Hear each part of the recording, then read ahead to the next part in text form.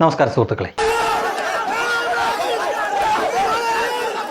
വാഹനത്തിന്റെ ചില്ലടിച്ച് പൊട്ടിച്ചിരിക്കുകയാണ്, ചില്ല് തകർത്തിരിക്കുകയാണ്. Enforcement directorate ഉദ്യോഗസ്ഥരുമായി പോകുന്ന വാഹനം തകർത്തിരിക്കുകയാണ്. ആ വാഹനത്തിൽ നേർക്ക് ആക്രമണം അഴിച്ചുവിട്ടിരിക്കുകയാണ്.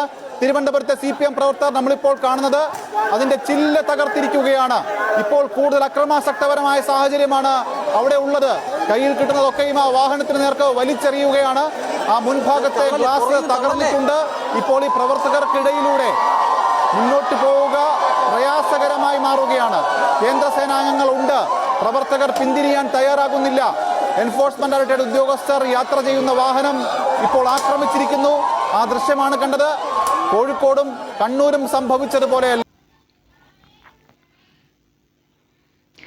മുൻ മുഖ്യമന്ത്രി പിണറായി വിജയൻ്റെ മകൾ ഉൾപ്പെട്ട ഒരു കേസിൽ ED അന്വേഷണം തുടരാം എന്ന് കോടതി വിധിച്ചതിന് ശേഷമാണ് ഇപ്പോൾ ED ഈ റെയ്ഡ് നടത്തിയത് എന്ന് സാമാന്യ ബോധമുള്ള എല്ലാവർക്കും അറിയാം. എന്നാൽ കമ്മ്യൂണിസ്റ്റ് പാർട്ടി എന്താണ് ചെയ്തതെന്ന് ചോദിച്ചു കഴിഞ്ഞാൽ, കഴിഞ്ഞ ദിവസം VD സതീശൻ, അതായത് ഇപ്പോഴത്തെ മുഖ്യമന്ത്രി ആയിരിക്കുന്ന VD സതീശൻ നരേന്ദ്രമോദിയെ കാണുകയുണ്ടായി. നരേന്ദ്രമോദിയെ കണ്ടതിന് ശേഷം അവരെല്ലാവരും കൂടി ഒത്തുകൊണ്ടാണ് ഇങ്ങനെ ഒരു EDയുടെ റെയ്ഡ് നടത്തുന്നു എന്ന തരത്തിൽ അവരുടെ അണികളെ തെറ്റിദ്ധരിപ്പിച്ചുകൊണ്ട് പ്രതിഷേധം സംഘടിപ്പിക്കാനുണ്ടായത്. അവിടെയും മനസ്സിലാക്കേണ്ട ഒരു കാര്യമുണ്ട്. ഈ കമ്മ്യൂണിസ്റ്റുകൾ ഇതുവരെ ചെയ്ത വിഡ്ഢിത്തരങ്ങളിൽ ഏറ്റവും വലിയൊരു വിഡ്ഢിത്തമാണ് ഇപ്പോൾ അവർ ചെയ്തു വെച്ചിരിക്കുന്നത്. അതായത് ED ഉദ്യോഗസ്ഥർ സഞ്ചരിച്ച വാഹനം അവർ അടിച്ചു തകർത്തിരിക്കുന്നു. അവർക്ക് നേരെ ചീത്ത പിടിക്കുന്നത് നമുക്ക് മനസ്സിലാക്കാൻ പറ്റും. പക്ഷേ ഇതാ കയ്യേറ്റം ചെയ്തിരിക്കുന്ന ഒരു കാഴ്ചയാണ്. ആ വാഹനം ഓടിച്ച ഡ്രൈവർക്ക് കണ്ണിന് പരിക്കുണ്ട് എന്നാണ് അറിയാൻ പറ്റുന്നത്. ഇവിടെ വളരെ ബുദ്ധിപൂർവ്വം ED ഒരു കാര്യം ചെയ്തിട്ടുണ്ട്. അത് ഞാൻ വഴിയെ പറയാം. പക്ഷേ അതിന് മുമ്പായിട്ട് മനസ്സിലാക്കേണ്ട ഒരു കാര്യമുണ്ട്. ഇവരുടെ നേതാക്കൾ എങ്ങനെയാണ് പ്രതിഷേധിച്ചത് എന്നുകൂടി നിങ്ങൾ കാണുക.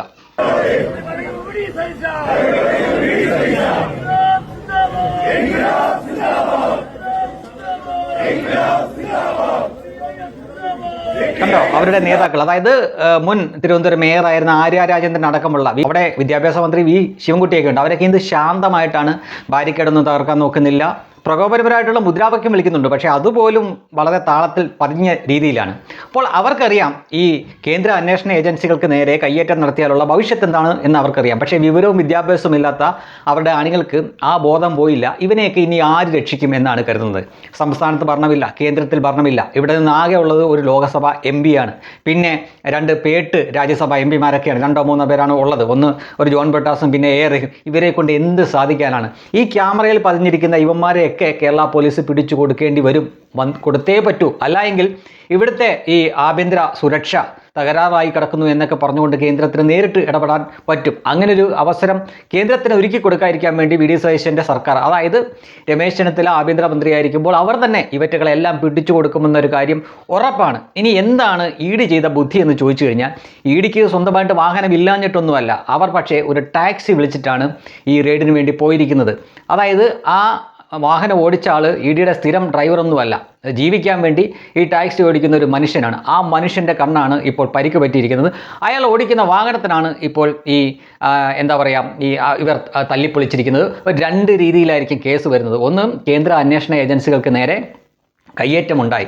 യഥാർത്ഥത്തിൽ CPM ഇവിടെ ആഗ്രഹിച്ചത് ഒരു വെടിവെപ്പാണ്. അങ്ങനെ ഒരു വെടിവെപ്പ് നടക്കുകയും 1-2 പേരൊക്കെ രക്തസാക്ഷിയാവുകയും ചെയ്തു കഴിഞ്ഞാൽ ആ പേരിൽ കേരളം കത്തിക്കാം എന്നാണ് അവർ വിചാരിച്ചത്. പക്ഷേ ഇവനൊക്കെ പൊതുവെ ബുദ്ധിയും വിവരവും ഇല്ലാത്തതിനാൽ ഇവരിങ്ങനെയായിരിക്കും ED മുൻകൂട്ടി കാണുകയും അതുകൊണ്ട് അവരവരുടെ ഔദ്യോഗിക വാഹനത്തിലൊന്നുമല്ല വന്നിരിക്കുന്നത്. അവർ ഒരു ടാക്സി വിളിച്ചിട്ടാണ് വന്നിരിക്കുന്നത്. അവർ അവരുടെ നടപടിക്രമങ്ങളുമായിട്ട് മുന്നോട്ട് പോയി. മുഖ്യമന്ത്രിയുടെ മകളുടെ കേസിലാണ് അവർ അന്വേഷണം നടത്തിയത്. സ്വാഭാവികമായിട്ടും വന്ന നിലയിൽ അദ്ദേഹം താമസിക്കുന്നിടത്തും റെയ്ഡ് ഉണ്ടാവും. ഈ വ്യക്തിയുടെ ഭർത്താവ് എന്ന നിലയിൽ മുഹമ്മദ് റിയാസിൻ്റെ വസതിയിലും റെയ്ഡ് ഉണ്ടാവും. അതൊരു സ്വാഭാവിക കാര്യം മാത്രമാണ്. അതാണ് അവിടെ നടന്നത്. എന്നാൽ തെറ്റിദ്ധരിപ്പിച്ച അണികളെ കുത്തിയിളക്കി വിട്ട് അവിടെ ഒരു വലിയ കലാപം ഉണ്ടാക്കാനാണ് ഈ കമ്മികൾ ശ്രമിച്ചത്. അതാണ് അവർ ഇതുവരെ ചെയ്ത വിഡ്ഢിത്തരങ്ങളിൽ ഏറ്റവും വലിയ വിഡ്ഢിത്തരം.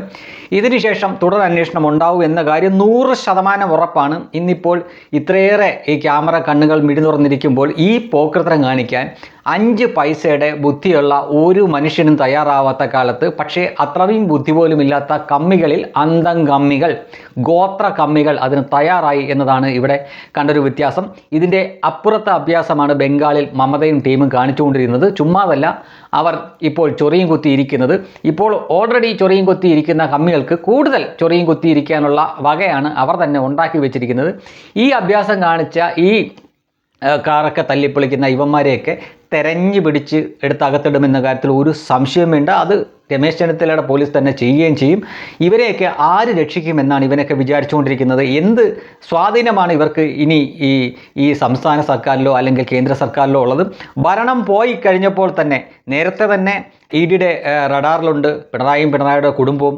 അപ്പോഴാണ് അധികാരം പോലും ഇല്ലാത്തൊരു പിണറായി അവർക്ക് കൈ കിട്ടുന്നത്. അതിൻ്റെ കൂടെ കോടതി പറയുകയും കൂടെ ചെയ്തു, അന്വേഷണം തുടരാം എന്ന് പറയുന്നു. അങ്ങനെയാണ് ED ഈ റെയ്ഡിനായിട്ട് വന്നത്. ഇനി മറ്റൊരു അവസരത്തിൽ, അതായത് സമാനമായിട്ടുള്ള ഒരു കേസിൽ അന്നത്തെ CPMൻ്റെ സെക്രട്ടറി ആയിരുന്ന കോടിയേരി ബാലകൃഷ്ണൻ്റെ വീട് ഇതേപോലെ റെയ്ഡ് ചെയ്യുകയുണ്ടായി. അന്ന് പിണറായി വിജയൻ അതിനെപ്പറ്റി പറഞ്ഞതുകൂടി കേൾക്കുക.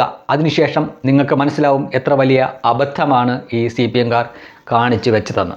എന്തെങ്കിലും നിയമവിരുദ്ധമായ കാര്യങ്ങൾ നടന്നിട്ടുണ്ടെങ്കിൽ അത് നേരിടുന്നതിന് നമ്മുടെ നാട്ടിൽ നിയമങ്ങളുണ്ട്. അതുമായി ബന്ധപ്പെട്ട നടപടികൾ സ്വാഭാവികമായും ആ കുടുംബം സ്വീകരിക്കുകയും ചെയ്യും.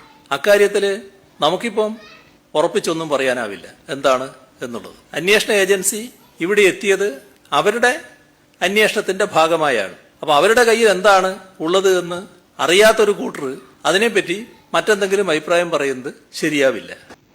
കണ്ടോ, ഇതിനെയും ഈ രീതിയിൽ തന്നെ കണ്ടാൽ മതിയായിരുന്നല്ലോ. അവരുടെ നേതാക്കൾ എന്തുകൊണ്ടാണ് സംയമനം പാലിച്ചുകൊണ്ട് അങ്ങനെ നിന്നത്? ആ നേതാക്കൾ കാണിച്ച ആ ഒരു സംയമനം ഈ അണികൾ എന്തുകൊണ്ട് കാണിച്ചില്ല എന്നത് ശ്രദ്ധിക്കേണ്ട കാര്യമാണ്. നേതാക്കൾക്ക് കൃത്യമായിട്ടും അറിയാം ഈ EDയുടെ നേരെ അല്ലെങ്കിൽ കേന്ദ്ര സേനയ്ക്കും കേന്ദ്ര അന്വേഷണ ഏജൻസികൾക്ക് നേരെ തിരിഞ്ഞാൽ അതിവിടം കൊണ്ടൊന്നും നിൽക്കില്ല എന്നവർക്ക് ബോധ്യമുണ്ട്. അതിനാൽ അവരത്തരം അക്രമത്തിനൊന്നും മുതിർന്നില്ല. അവിടെ ഒരു കേസിൽപ്പെട്ട ഏതാണ്ട് ഒരു വർഷത്തോളം അകത്ത് കിടന്ന ബിനീഷ് കോടിയേരിക്ക് പോലും സാമാന്യ ബോധമുണ്ട്. അദ്ദേഹം അത് എതിർക്കാനൊക്കെ ശ്രമിക്കുന്നുണ്ട്. എന്നിട്ടും ഈ ചില ആളുകൾ ആ കാറ് തല്ലിപ്പൊളിക്കുന്നു, ആക്രമിക്കാൻ ഒരുങ്ങുന്നു.